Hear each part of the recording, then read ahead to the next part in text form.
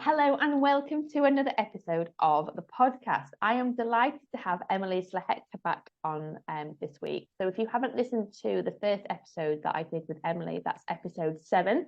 So go back and check it out. And Emily and I have been kind of chatting behind the scenes a little bit about noticing a pull to do things a little bit differently. And so I thought it was a really good opportunity to have Emily onto the podcast and for us to talk about what that's been looking like for us both, essentially. So Emily, welcome back. Lovely to see you. Thank you. Delighted to be back. And so I suppose if I do a little bit of a precursor to this, I noticed very much in January this year that there was all of this noise around like New Year's resolutions and New Year, New You, and like go, go, go, go, go. And there was just this massive part of me that was like, no, oh God, no, like this is the last thing that I want to do. I feel like I should still be resting and hibernating. And this is the time of year that I really want to slow down. And it was the first time that I was really mindful of what I needed and where I was being led versus just following the noise of, well, this is just what we're supposed to do because it's January. And I know that you've had not necessarily the same experience, but you've really had this, I was going to say epiphany, that might feel like too big a word, but this kind of real change in recognizing and noticing and working with your natural rhythm. And so I would love for you to share, Will, with me and the podcast listeners, just a little bit more about what that's looked like.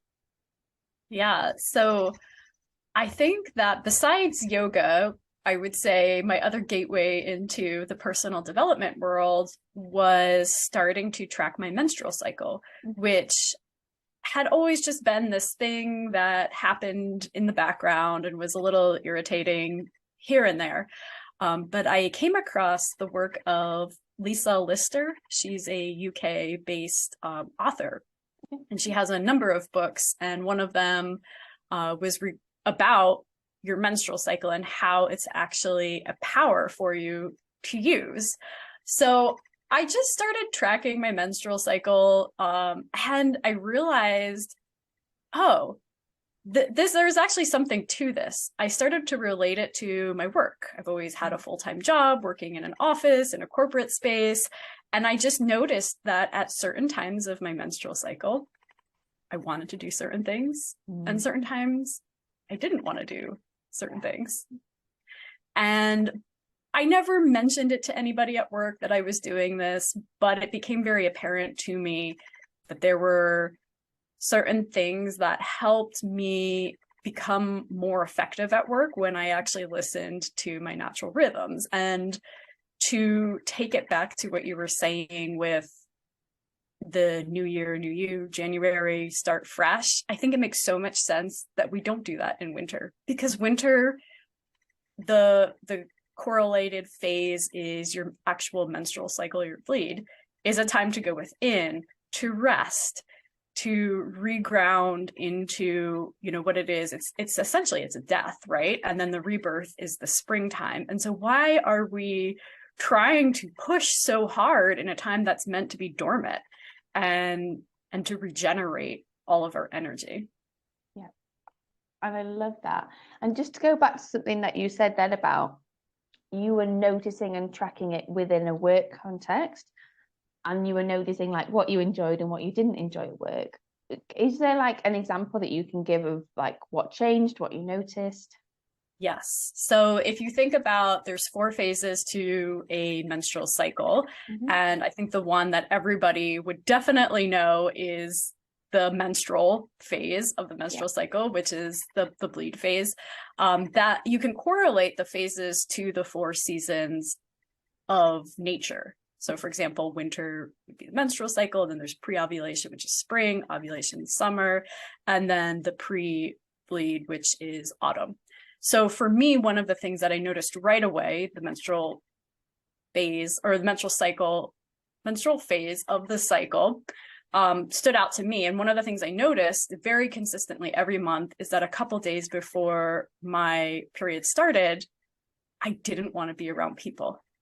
I just had such low energy. Yeah. And I think that in a world where we're very disconnected from our bodies, we just push through it. We're like, whatever, just caffeinate up, just keep doing all the things. You know, we always have to be at that steady state of constant production.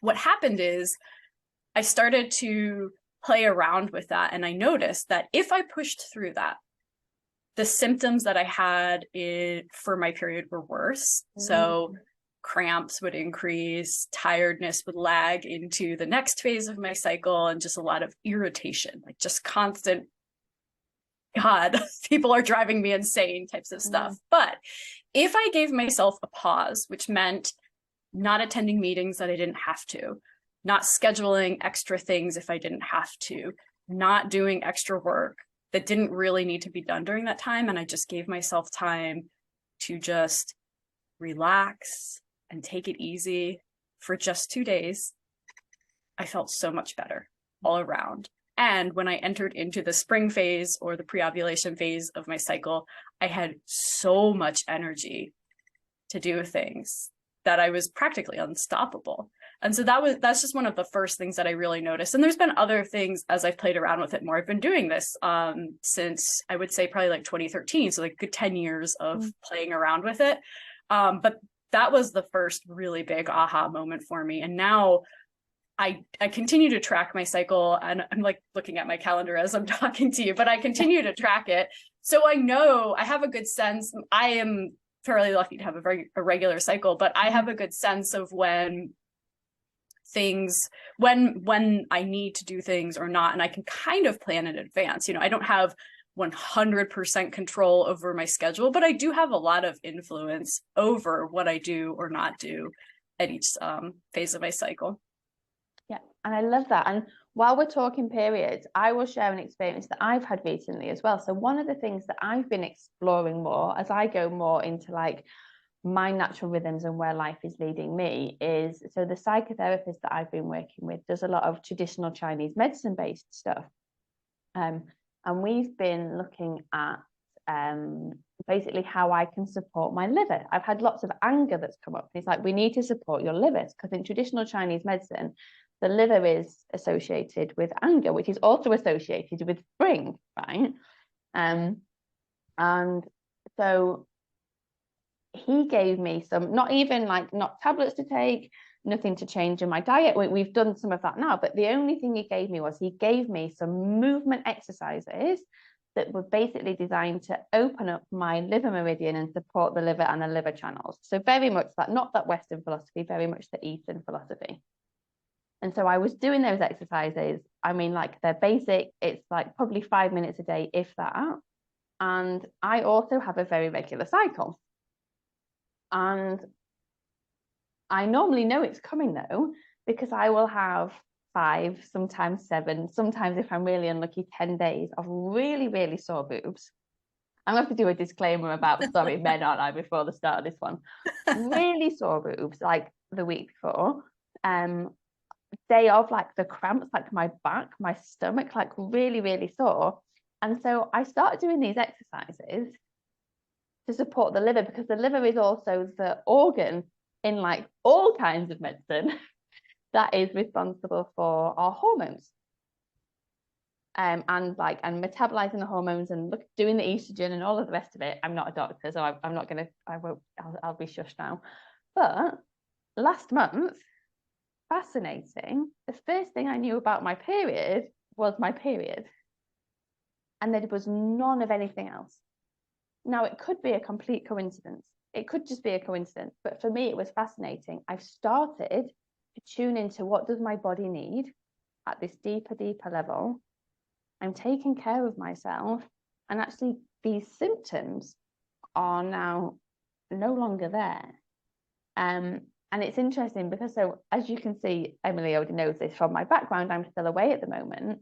And I messaged Nat a couple of days ago because I was like, can you go and look at my calendar in my office? Because that's where I'm going to get on. I said, can you just go and look at the calendar in my office and tell me when my last period was, so that I make sure I'm like not having any accidents while I'm in somebody else's house. there's going to be so many disclaimers on this one, but it's just so interesting how we can make these little tweaks, because they're not big changes.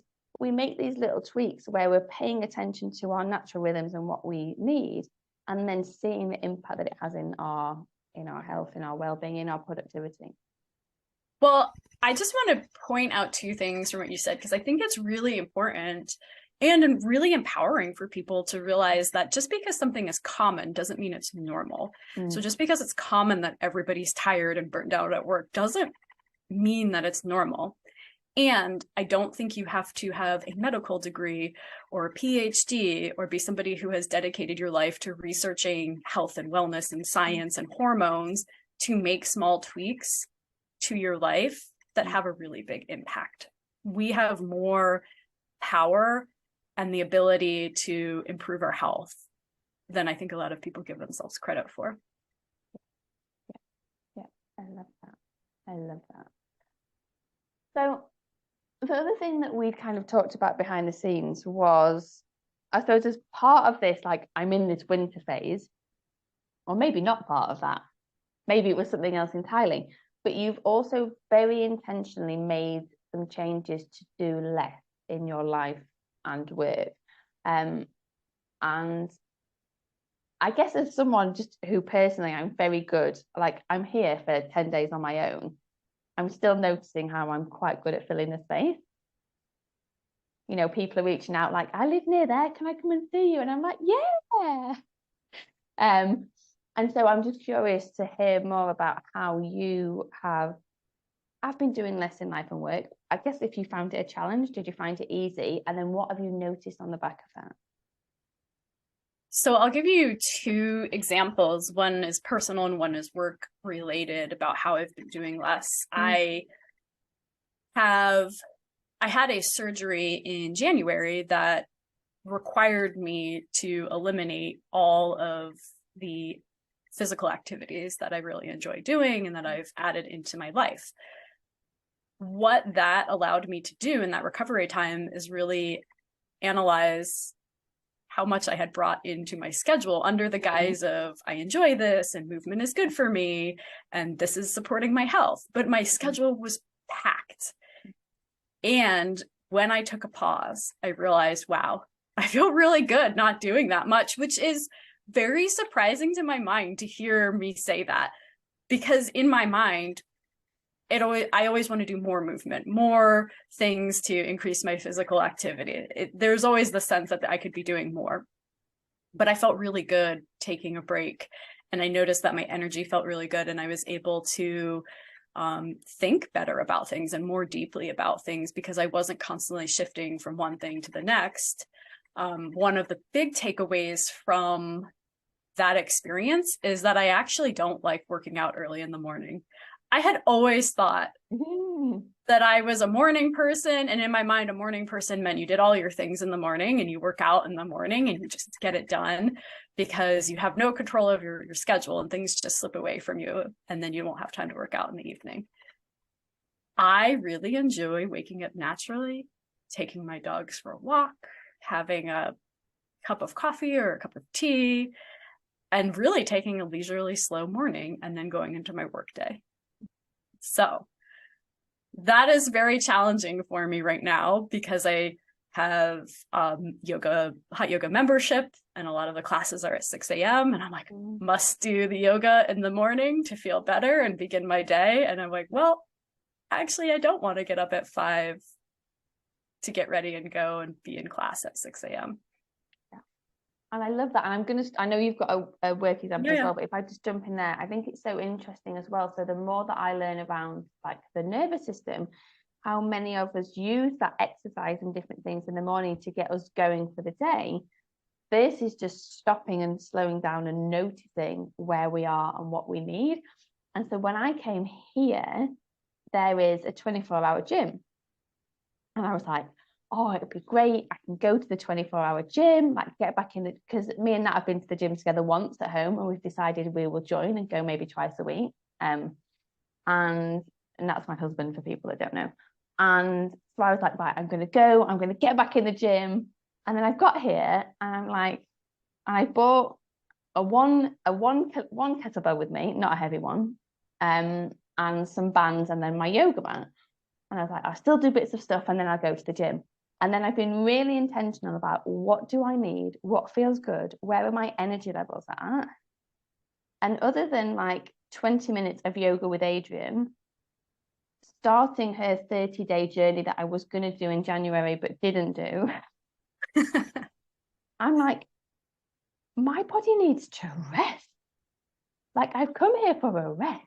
The last thing I need is like, let me go and do a 7-day gym membership. But you're right, but there is still those patterns of like, but I should be doing this versus I just want to be in bed actually. And I just want to rest. And then noticing the benefits when you do. Versus like I get to the end of the day and I'm exhausted, and I get to the end of the day and I've really taken care of myself and I feel better. So I love you sharing that, but also, yes, I get it on the like, well, no, because this is what I should be doing, and I've got my membership. Yeah. Yeah. And I do love movement. So that's one of those things where I have to, I find that I feel better when I've got movement every day in my life, but it doesn't always have to be the thing that my mind wants to stick to a very rigid routine. Yeah. But if you take it back to the menstrual cycle, there's actually a lot of evidence to support that in your spring and summer phases, the higher intensity stuff is really great. And then as you move into the autumn and the winter phases, slowing down is really supportive and useful. Yeah. And because you've got whatever time you wake up, there's the dog walk in the morning as well. You get that double benefit of you getting some movement, you're getting the daylight. Yes. Which obviously kind of sets you up well for the day.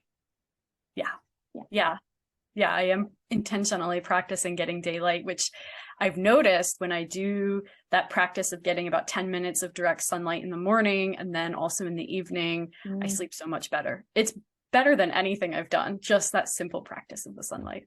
Yeah, and the thing as well is, because I've seen some pictures of you posting it, you don't have to be doing very much. You can just be sitting in the sunlight. You said you have a tea or a coffee in the morning. You can just do that with the light on your face. Yeah.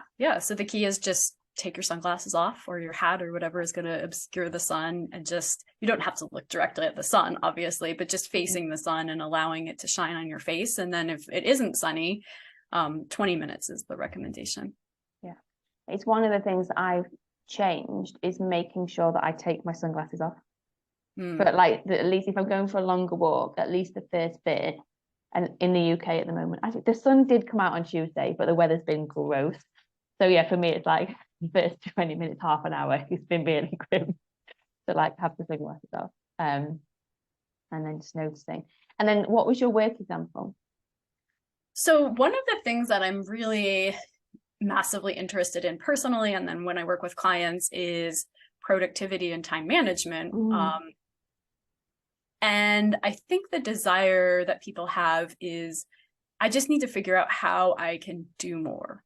Like I just need to get organized, find the perfect calendaring system so I can fit more into my day, because the demands on my time are so high, or so great.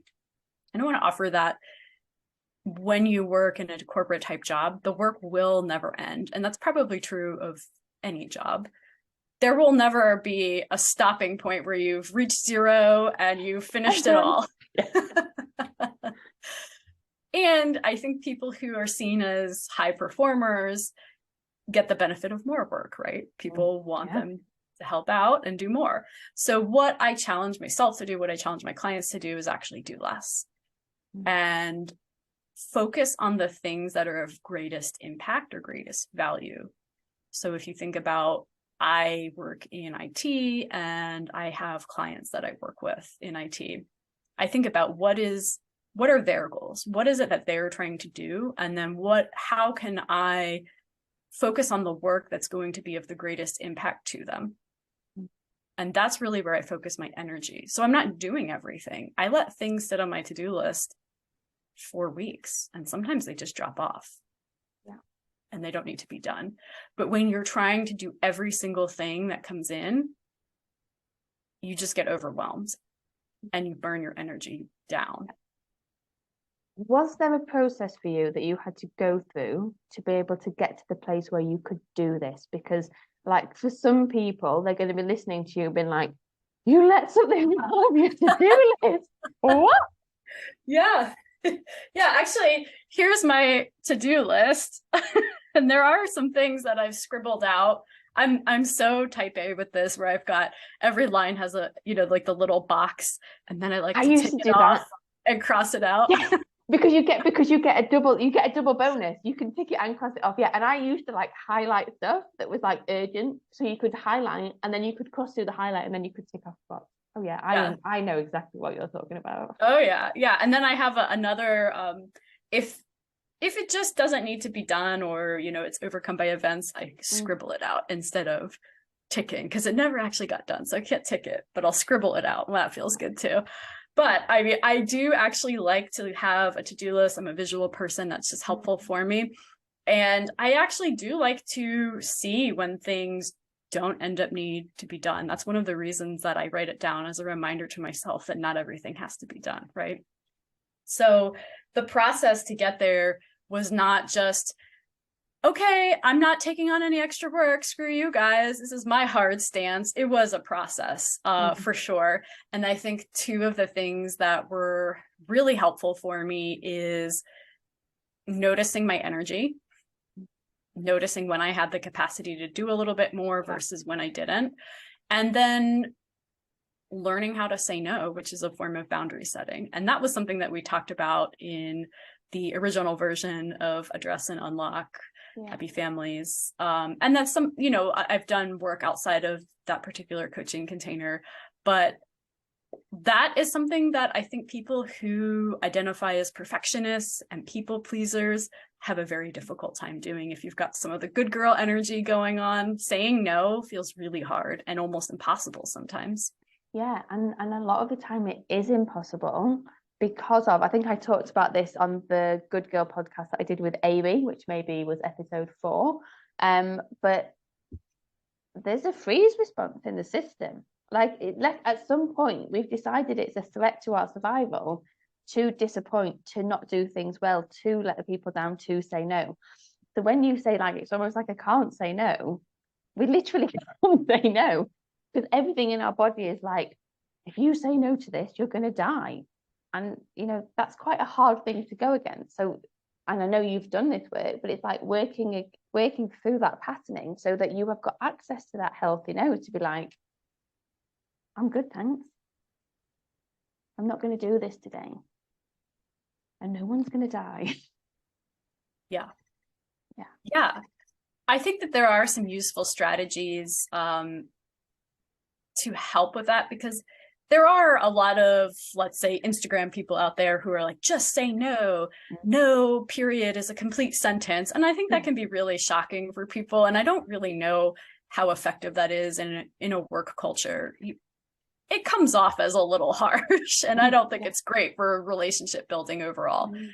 Some things that have been helpful is being really aware of my workload. So let's say I have an 8-hour day and I have 10 hours worth of work, asking for help for those extra 2 hours from teammates, or asking your manager, whoever's on your leadership team, hey, I've got 10 hours of work. I only have 8 hours of capacity. What is the priority here? Help me identify what I should be focusing on. Is it possible to do something to 80% completion instead of 100 or 110% completion? That's a big one, right? Yeah. And then also just getting very clear from people on what the requirement is, what the actual ask is for the particular assignment, and when they need it submitted. Because often people, I have found, just shoot off an email of a request because it's on top of mind for them. But it's not actually something that has to be done right away. It's not necessarily urgent. It's just they need to get it out of their head and put it out there, right? So following up and asking a few more questions, and just instead of making assumptions that this is a priority, it has to be done right now, must get to it. Yeah, and the thing that I also used to experience in a corporate space, and probably like with a similar background of, people want to get stuff off their plate, there would be a lot of what we used to call fake deadlines. So someone gives you something because they want it urgently. And actually, if you have a little bit of a question of like, when is this actually required? Like, when does this need to go to the client? And then how do we work back? Because a lot of the time, you're right, we want to do everything instantly, but we could potentially just create a rod for our own backs if it's not needed within that time scale. Yeah, there's a lot of fake deadlines going around in the software development space, which is where I work.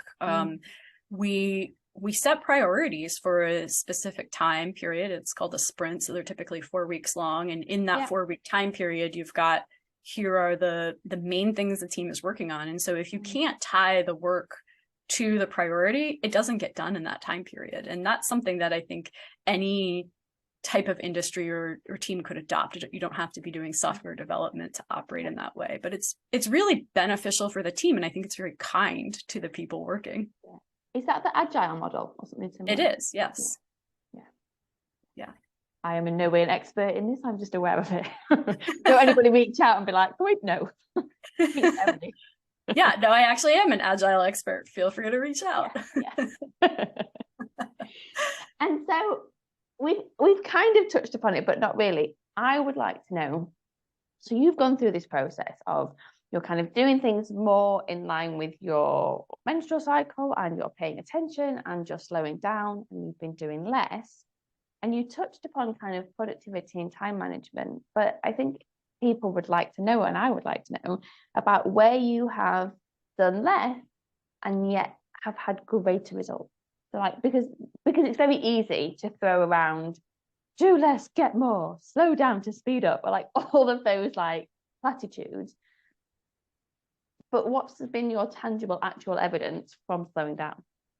That's a great question. And I love that you asked that, because I do think there is that, the motto of like, do less and you'll get more, but it's like, what are you actually getting?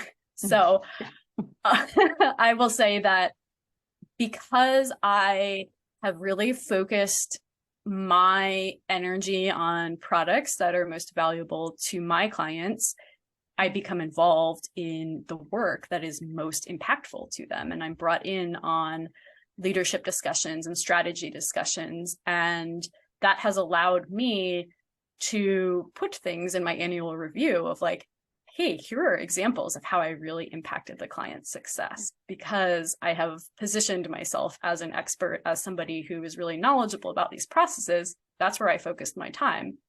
In doing so, I've received the highest bonus, end of year bonus out of all of the managers. Thank you. My salary has increased significantly. I've received out of cycle pay raises. I was promoted into a leadership position. I've managed a team of now 17, continuing to grow. And that puts me in line for other opportunities to work with the executive team, to travel with them, to do strategy sessions with them to help grow the company, and to be aligned for senior management positions and executive positions when they come up. And of course, with that is tied extra compensation.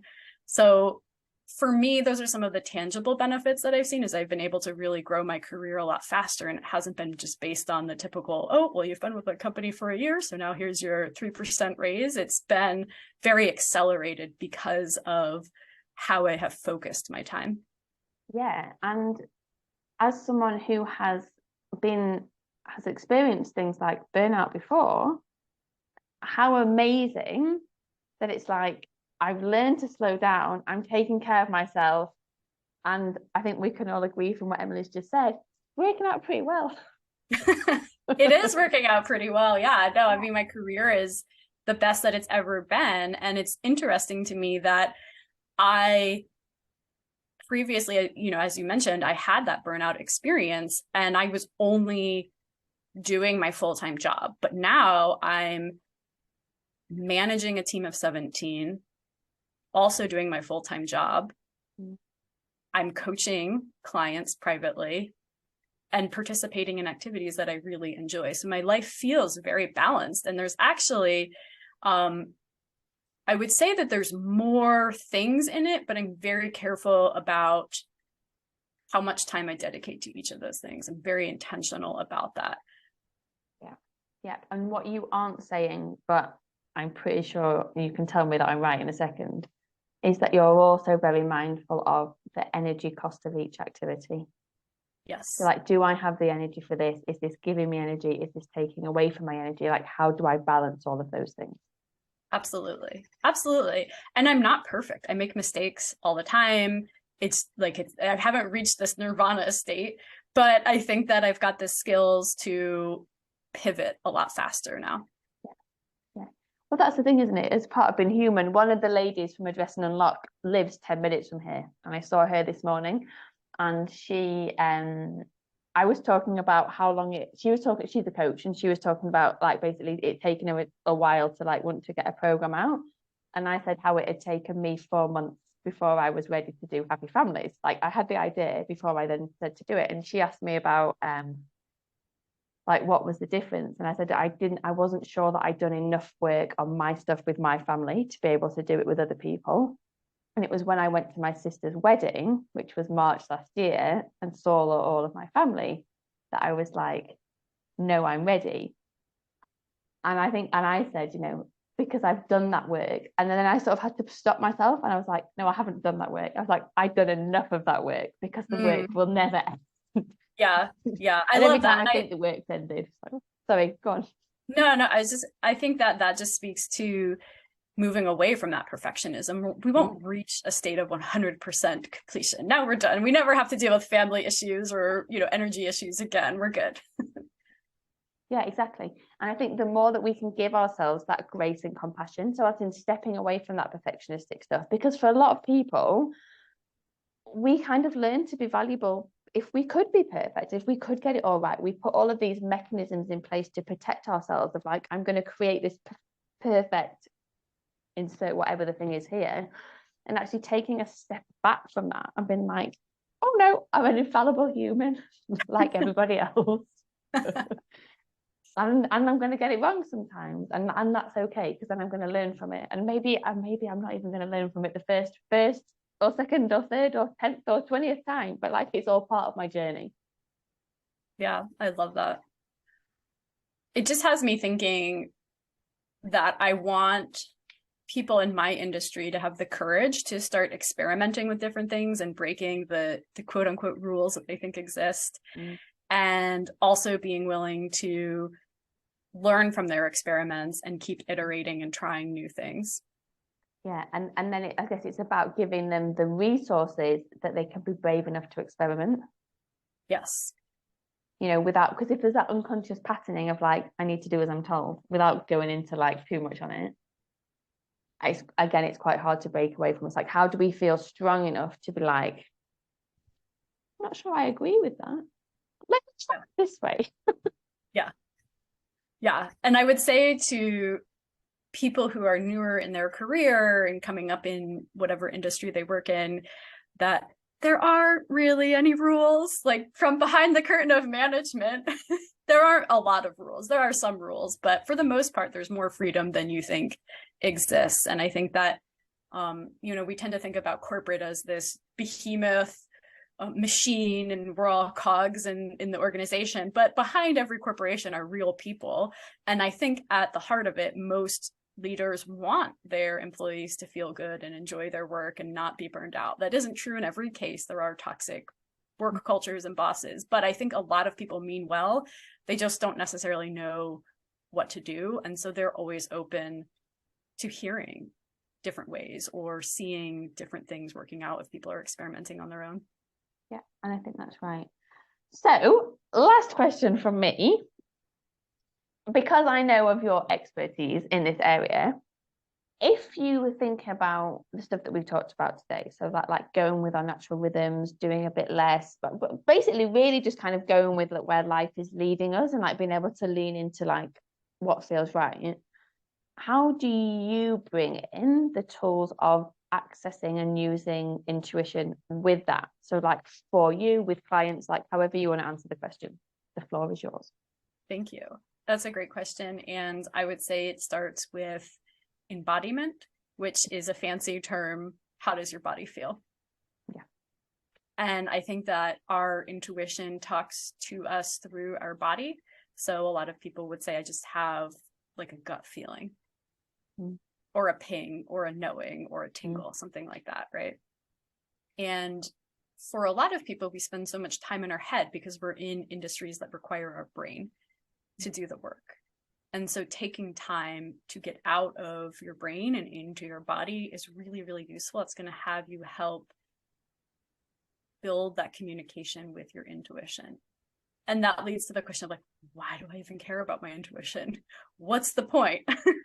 And I think a really useful way to think about your intuition is that it's going to help you live a life that is easier overall. It's going to help direct you to the path that is most beneficial to your body and your life. And so there's easier ways to work. You can use your intuition to help you work in a way that supports your body. And in order to access your intuition, start noticing how your body feels. That could be through sitting there and just doing some breath work. I personally love movement in nature. So we had mentioned my dog walks. I try and take a couple walks a day. But anytime you can just intentionally break away from your computer or your screen, pause and just notice how your body feels, I think is the first step to accessing your intuition. I love that. Thank you so much. And if people want some tools for like reconnecting back in their body, because a lot of us are quite disconnected. So I think it's episode 13 of the podcast, which would be 2 before this one. I just share a couple of very, very basic like intro, how do we start to connect back in? So you can check that out if you are interested. Emily, is there anything else that you want to say or share before we wrap up today? I just want to thank you for the work that you are doing in the world. You are somebody who intimately understands what it's like to work in the hustle and grind culture. And I think that there is an opportunity for people to continue working in industries that they love without destroying their bodies in the process. And so thank you so much for the work you're doing to support people. Yeah, it's my pleasure. And I think that's so right. Like we can't all be leaving corporate to go off and do something else, because then it's like, well, what's going to be left? And I think I would echo that from your position as well. So you are, I very much took myself out of that space. You are very much still in that space, but also showing that there is a different way. Yeah. So I think it's just useful for people to see like different perspectives. Like, yes, there is the choice of like, I'm going to go. And there's also the choice of, no, I'm going to make it work for me.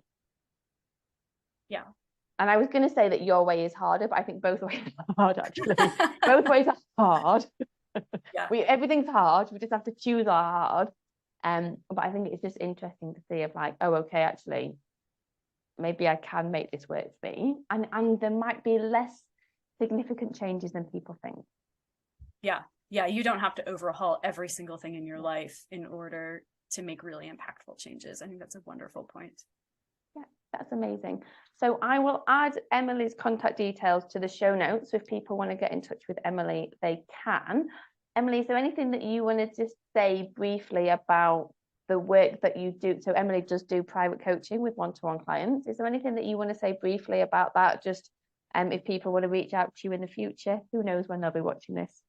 Yeah, of course. The type of client that I work with is somebody who feels overwhelmed or stressed at work, disorganized, needs to improve productivity, time management, wants to grow their career authentically. And I think a really good place to start is I've got an energy review kit. It's a free guide. It's linked everywhere, and you can download it and take a look and start to identify in the areas of your life, where do you have things that are draining your energy? And then it walks you through a step-by-step process of how to tweak those things so that you can start having more energy in your life. Brilliant. I love that. Thank you so much for being here, joining me on my little mini retreat. Thank you for having me, Louise. And I am sure I will speak to you soon. All right, take care, everybody, and I will see you all next week.